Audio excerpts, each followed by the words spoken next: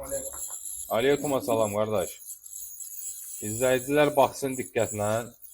Yaxşı məlumatlar verəcəm. Video inşallah izləsinlər, sona kimi yaxşı məlumatlar verəcəm. Deməli bu gördüyünüz aparat yüksək təzyiqli farsunka yan aparatıdır. Oradakı maşını da göstər qardaşım. Yaxınlaşan maşında Kia Optima'dır, 2 turbo. Cidai farsunkadır. Deməli yeri gəlmişkən bunu da deyim ki, bu gördüyünüz dərman elə litri 20 manatdır. Yəni öz dərmanı ilə biz yoruq. Öz dərmanı ilə yoruq.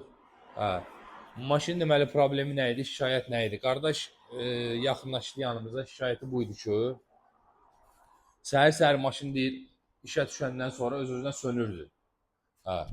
Biz də ümumən injektor sistemində baxış keçirdikdən sonra Sveçanın gördük ki, yəni problemlər var. Bu Sveçanın özü. Sveça yəni buyurun da görürsünüz. Bərbad vəziyyətdə yanıb. Farsunkalara da baxdıq. Farsunkalar da həmçinin onu kimi həmən vəziyyətdə. İndi qoymuşuq bir dəqiqə yuyulmağa. İndi ağızları açılıb. Stenti hələ qoymamışıq. Farsunkalar da onu kimi. İndi inşallah option injektor sistemini yanından sonra benzin filtri də dəyişiləcək. Sveçalar artıq zakaz vermiş, o da dəyişiləcək.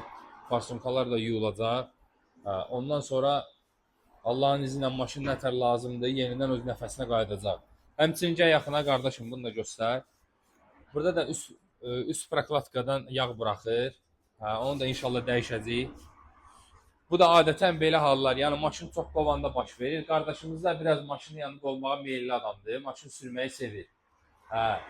İndi bunlar biraz gedən maşındır, özü də deyir ki, elə nə yazılır onu da sürürəm. Allah onu şərdən xatadan qorusun. Sürüşsə də heç olmasa maşına yəni baxım keçirmək lazımdır ki, sürəndə axıra kimi sürə biləsiniz. Yəni yarı yolda qalmayasınız. Belə qardaşlar.